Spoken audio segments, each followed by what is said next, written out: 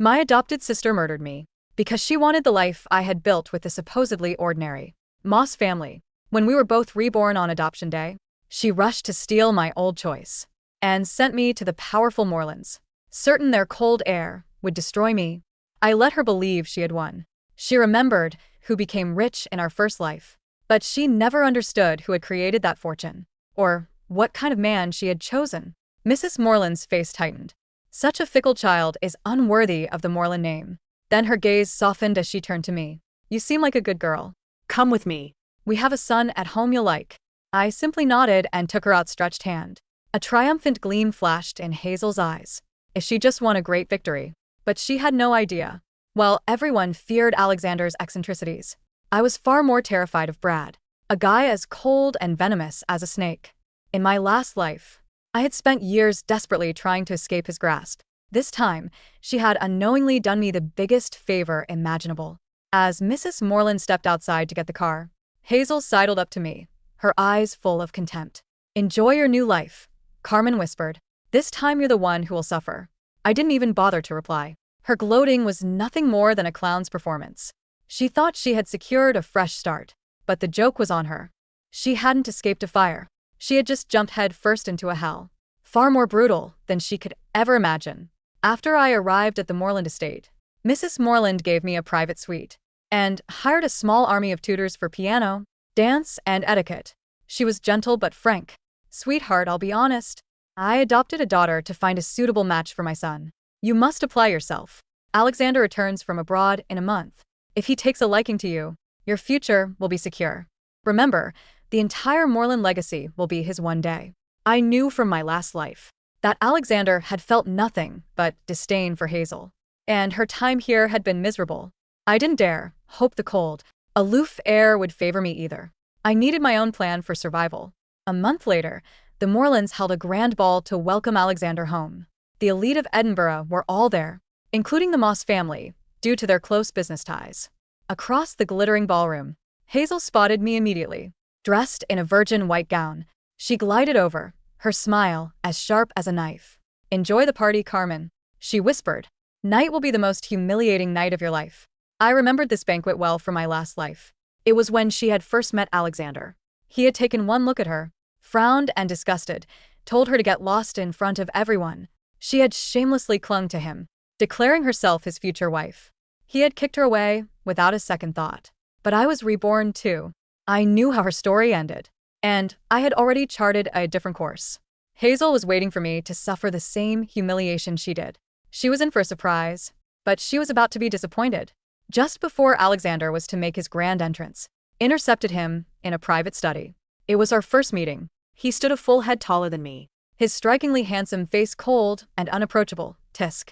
So he really wasn't easy to approach. I handed him a document. I know you've acquired a new project, but are unsure how to proceed. This is my proposal. I guarantee it will be profitable. I may have grown up in an orphanage with only a high school education, but I possessed a sharp business mind. In my last life, Brad Moss became a tycoon, precisely because I was the strategist behind the scenes. How did you know about this project? He asked. He took the file and flipped through the pages. In my last life, that project had been Brad's. He treated me well then, so I gave him the plan that secured the deal. This time, without me helping him, it had fallen into Alexander's lap. I did my research, I said with a faint smile. Mr. Morland, I can prepare proposals like this for you regularly on one condition. In public, we play the part of a family. In private, we lead separate lives. Alexander was a businessman first. Profit was his ultimate motivator. If I could prove my usefulness, he would reassess my value. Just as I expected him to agree. He raised an eyebrow. I see you want to trade your cooperation for a safe harbor. Then his tone shifted, becoming almost teasing. But didn't my mother tell you she didn't adopt a daughter? She was shopping for a daughter-in-law. I'm aware. So, what's your point? I asked, confused. A faint smile touched his lips as he closed the folder. This plan is excellent. Once you marry me, every idea you have will naturally belong to me anyway. With that, he turned and walked away. I stood frozen, his words echoing in my mind. What did he mean by that? Did he actually want to marry me? The thought was absurd, but Hazel was still waiting in the ballroom. For Alexander to humiliate me in public. No, that was impossible. He just wanted to secure a lifetime of free proposals. Had to be it. When I entered the grand hall, Mrs. Morland immediately took my arm, proudly introducing me to the assembled elders. "This is my future daughter-in-law. Isn't she lovely? So gentle and well-mannered." A chorus of polite praise followed from across the room. I felt Hazel's gaze burning into me, standing beside Brad. Her eyes were dark pools of resentment. Clutching her wine glass, she strode over and addressed Mrs. Morland with false concern. "Mrs. Morland, Alexander has only just returned home. Has Carmen even met him? How can you be so sure he's agreed to this?"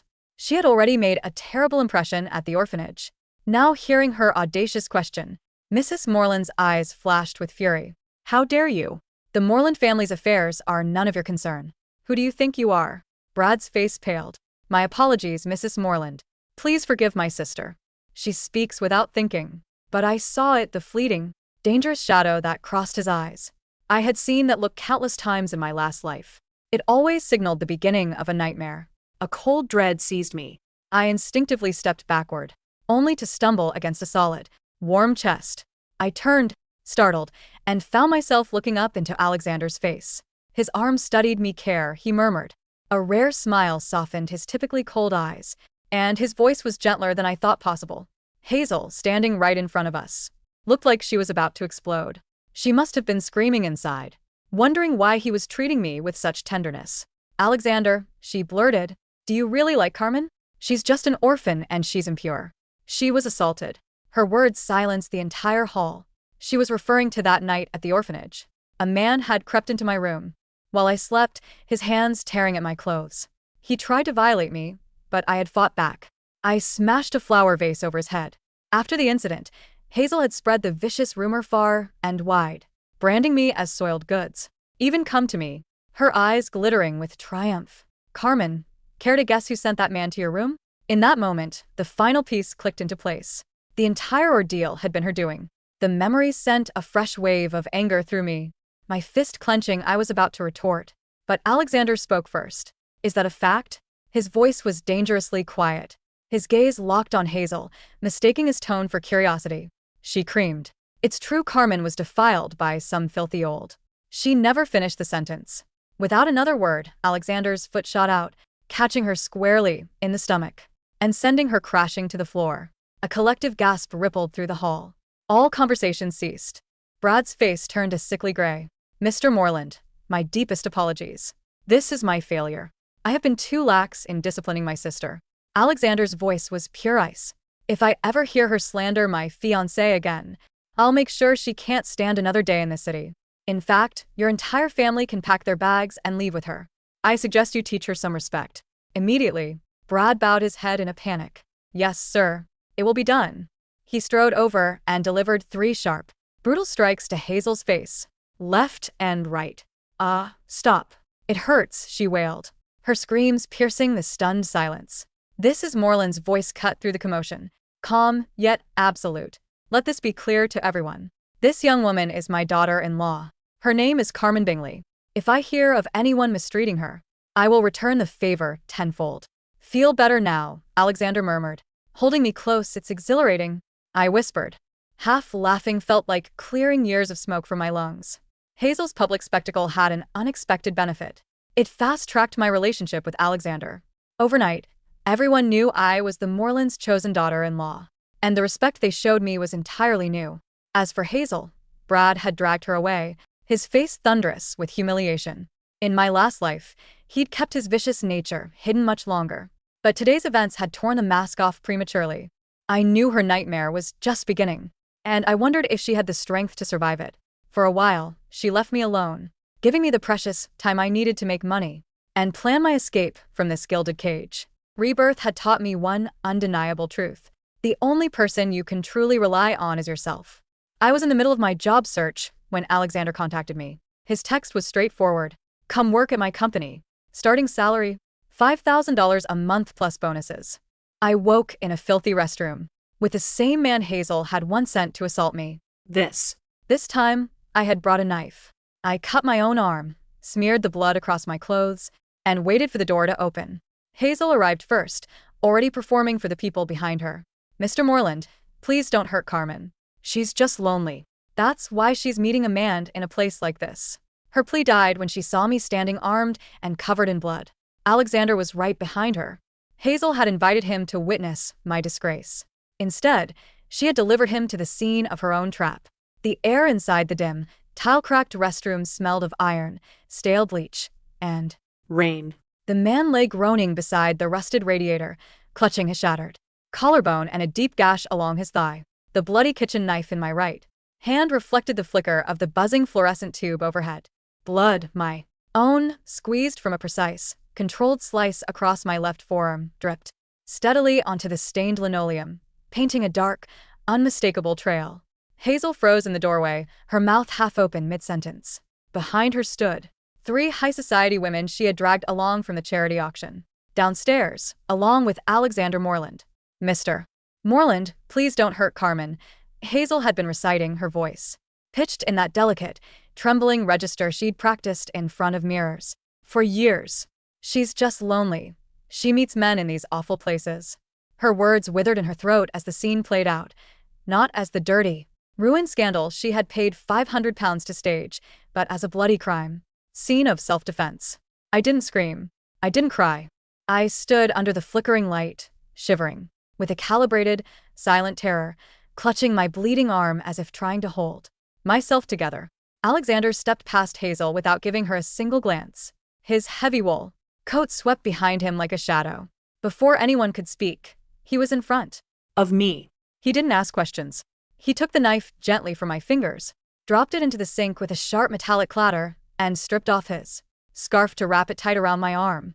His touch was surprisingly warm, his fingers firm and steady as he bound the Flesh. Did he touch you? Alexander asked.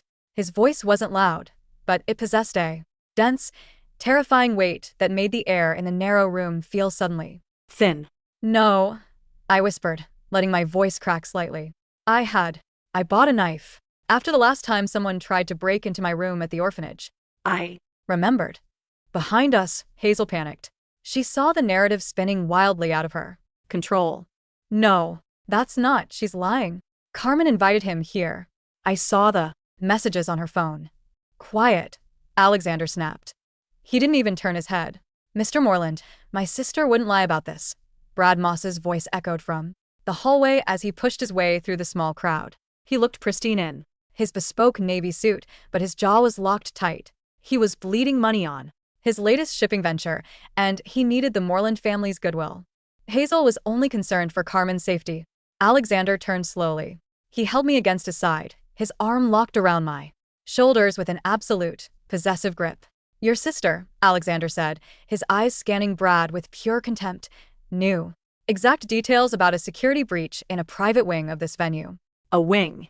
That required a key card registered to the Moss family account. Brad's expression froze. He looked at Hazel, whose face had gone completely White. Is that true? Brad murmured, his voice dropping into that chilling flat register I knew all too well from my past life. It was the tone he used right before he locked the doors and picked up whatever heavy object was within arms. Reach. Brad, no. I didn't. I just wanted to save her. Hazel wailed, backing up into the wall. You brought 4 witnesses to a locked service bathroom, Alexander said, coldly, signaling his bodyguards who had just arrived at the end of the corridor. Call the chief of police. Tell him I want this man interrogated in an offshore facility by morning. If he utters a single name regarding who paid him, I want it recorded on tape. The attacker on the floor moaned, looking up at Hazel with wild, terrified eyes. You said there wouldn't be security. You said the girl was an orphan who wouldn't fight back. A collective murmur of horror rippled through the gathered socialites. Hazel covered her face, sobbing hysterically, but no one moved to comfort her. Brad Looked as though he had swallowed glass. He stepped toward Hazel, gripped her upper arm with enough force to bruise through her silk sleeve, and dragged her brutally backward. We are leaving, Brad hissed through gritted teeth, bowing his head toward Alexander. Mr. Morland, I deeply apologize for this embarrassment. I will deal with my family privately. See that you do, Alexander said, his tone devoid of humanity. Because if I have to deal with her, Moss Enterprises won't survive the week. As Brad hauled the sobbing Hazel down the hall, I watched them go over Alexander's shoulder. I saw the way Brad's fingers dug into Hazel's skin. I saw The rage vibrating through his spine. Hazel thought she had stolen my golden ticket when she grabbed Brad Moss on adoption day. She remembered the billionaire tycoon from her past life, the man who owned half the harbors in Scotland. What her small, envious mind never grasped was that Brad Moss, without my strategic mind, was nothing more than an insecure, abusive failure bleeding capital on terrible investments. She wanted my past. Now, she was going to live it. In the back of Alexander's sleek, dark Bentley, the silence was thick. The chauffeur kept his eyes glued to the road as we glided through the rain-slicked streets of Edinburgh. Alexander sat beside me, holding a silver flask of brandy. He handed it to me without a word. I took a small sip. The liquid burned down my throat, grounding me. "You cut yourself," Alexander said flatly. It wasn't a question. I didn't turn my head to look at him. I watched the streetlights streak across the tinted window. I did what was necessary to ensure she couldn't spin the story. "You could have called me and put my life entirely in your hands." I turned to face him, my expression calm and unbothered. "Mr. Morland, we have a business arrangement. You provide me safety and status. I provide you with market foresight and corporate leverage. A partner who relies on you to save her from every petty trap is a liability." Alexander looked at me for a long, silent moment. In the dim light of the cabin, the sharp angles of his face looked carved from granite. Then a slow, dark smile carved its way across his lips.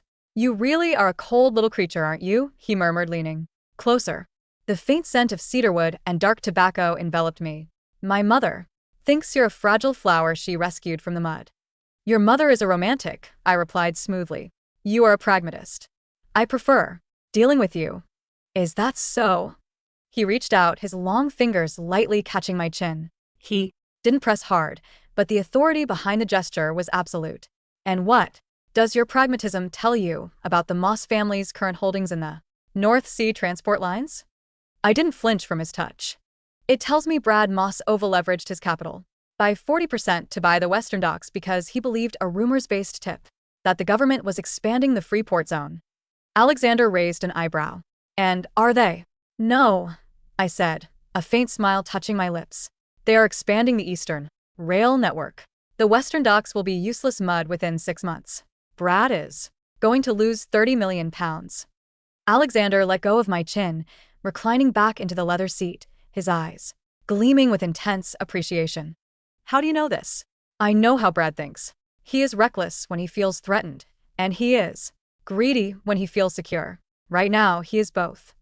I looked down at my bandaged arm. "He will try to recoup his losses by squeezing his smaller partners. That will leave him vulnerable to a hostile takeover. And you want me to crush him?" "I want you to buy him," I corrected sharply. "Strip his assets, force him into bankruptcy, and leave him with nothing but his debts. Death is too quick for men like Brad Moss. I want him to watch everything he built turn to ash." Alexander stared at me, then let out a low, rich laugh that echoed in the quiet luxury of the car. "My mother wanted a daughter-in-law to bring warmth into this house," he said, reaching out to take my uninjured hand, his fingers intertwining with mine with surprising firmness. "Instead, she brought me the most beautiful assassin in Scotland. Are you complaining?" "Far from it, Carmen," he whispered, pressing his lips to the back of my hand, his eyes never leaving mine. "I'm making you a director at Morland Development. Tomorrow morning. Let's see how fast you can burn his world down." Over the next 3 months, the upper crust of Edinburgh watched in fascination as the fortunes of two families diverged like splitting tectonic plates. At Morland Enterprises, I took over the secondary investment portfolio. I worked 16 hours a day, sitting in high-ceilinged glass offices, surrounded by older men in bespoke suits who initially condescended to me, until my short positions on regional logistics firms netted the firm a 40% yield in 30 days. I became Alexander's right hand. In boardrooms, we operated like a singular, deadly mechanism. He was the thunder, I was the precision strike. Meanwhile, the Moss family was drowning. Without my guidance, which had secretly driven Brad's success in our previous life, Brad fell into every financial pitfall imaginable. Hazel, who knew nothing of corporate strategy, spent her days buying designer clothes and throwing lavish tea parties to prove she was just as grand as I was.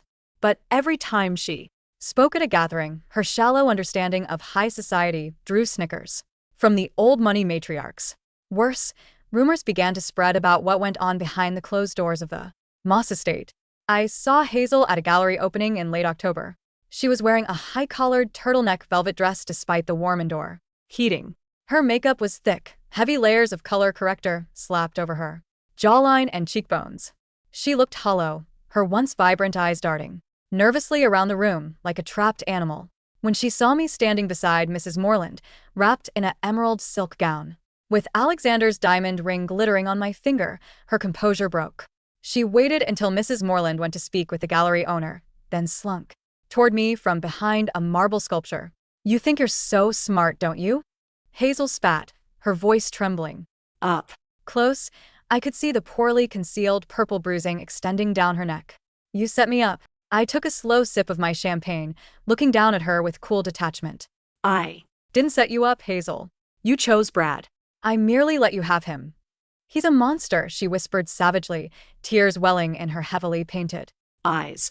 He hit me because the shipping stock crashed. He said it was my fault for bringing bad luck into the house. In our last life, he was a gentleman. He bought you islands. He gave you everything. He gave me a golden cage and beat me when I didn't generate enough profit for his empire," I said, my voice dropping to an icy whisper that made her freeze. "He was always a monster, Hazel. The only difference was that in our last life, I had the brains to keep his pocketbook full enough to keep him happy." "You Don't." Hazel gasped, backing up a step. You knew? You knew what he was like." "Of course I knew," I said, stepping closer to her, leaning in until my lips were inches from her ear. "Why do you think I let you take adoption day?" You "Thought you were stealing my future. You were taking my executioner." Hazel's eyes dilated in pure horror. The truth hit her with the physical weight of a sledgehammer. She hadn't stolen my luck. She had stepped into my nightmare, blind and helpless. "Help me, Carmen," she sobbed suddenly, dropping all her arrogance, grabbing at my dress with trembling hands. "Please, talk to Alexander. Tell him to lift the short on Brad's stock. If Brad goes bankrupt, he'll kill me. He told me yesterday he'd break my legs if the bank forecloses on the estate." I looked down at her hand on my dress, then met her eyes. "No," I said softly. "Carmen, please. We grew up together. And you paid a man to defile me in an alley when we were 16, I reminded her, my voice completely devoid of emotion. "You reaped what you sowed, Hazel. Enjoy your harvest." I brushed her hand off my clothes and walked away, leaving her weeping quietly in the shadow of the marble statue. By late November, the trap slammed shut. Morland Enterprises executed a simultaneous call on Brad Moss's debt defaults. Every bank in the city moved to seize his assets. The Western Docks project was officially declared a dead zone by the municipal council, rendering his land holdings worthless. Brad Moss was ruined. He owed over £40 million to institutional lenders and private creditors, men far less polite than Alexander Morland. I was sitting in Alexander's private office at the top floor of the Moreland Tower, reviewing the final liquidation documents of Moss Shipping when my phone hung. It was an unknown number. I answered, placing it on speaker. "Carmen Bingley. You arrogant little bitch." Brad's voice sounded ragged, heavy with the stench of alcohol and madness. I Could hear heavy breathing over the line, accompanied by a quiet, rhythmic, thumping sound in the background, like something heavy being dragged across a floor. "Good evening, Brad," I said calmly, signing my signature at the bottom of a transfer sheet. "I assume you received the notice from the High Court? You think you've won?" Brad chuckled, a raspy, terrifying sound. "You think that bastard Morland can save you?" "I lost everything today, Carmen. Everything. The banks took the house, the yacht, the cars. You never owned them, Brad. You borrowed them on credit you couldn't back." "I took Hazel," Brad suddenly said, his voice dropping into a violent whisper. "She's tied to a chair in the basement of the old Docklands warehouse, the one you declared worthless. She told me everything, Carmen. She babbled like a little bird. She told me how you two were reborn. How you used your knowledge to Build Moreland while leaving me to rot." I paused my pen. My eyes met Alexander's, who was sitting across the mahogany desk. He immediately tapped a button on his console, signaling his security team to trace the call. "Hazel is a lunatic, Brad," I said smoothly, keeping him on the line. "She makes up fantasies to escape her own incompetence." "Maybe she is, but I have nothing left to lose," Brad roared through the speaker. Come to the warehouse on Pier 4. Come alone in 30 minutes or I cut her throat on live video and send it to every news outlet in Great Britain. I'll make sure the Morland name is dragged through the dirt with me. Brad. 30 minutes, Carmen. Bring the transfer release forms for the Dockland debt. Signed by Alexander or she dies. The line went dead. Alexander stood up immediately, his face dark as a storm cloud. He's lost his mind. My security team is already mobilizing. We'll have tactical units at Pier 4 in 20 minutes.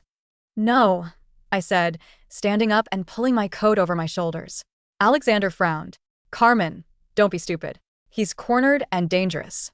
He wants me there because he thinks I'm the key to his survival, I said, my voice eerily calm. If he sees police or heavily armed guards, he will kill Hazel immediately, and then himself. I need him alive long enough to face legal judgment and spend the rest of his life in a maximum security prison. I am not letting you walk into a trap for that girl, Alexander said sharply, stepping around the desk to block my path. She tried to ruin you multiple times. I'm not doing it for her. I looked up into his dark eyes, my expression ironclad.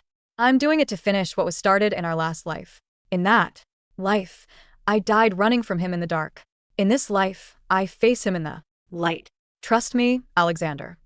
Alexander stared at me, his chest rising and falling heavily. For a moment, the cold, calculated titan of business vanished, replaced by a man terrified of losing the woman he loved. He reached into his jacket, pulled out a small, sleek black pistol and placed it firmly in my hand. 3 rounds in the clip, he whispered, pressing his forehead against mine. Aim for the chest.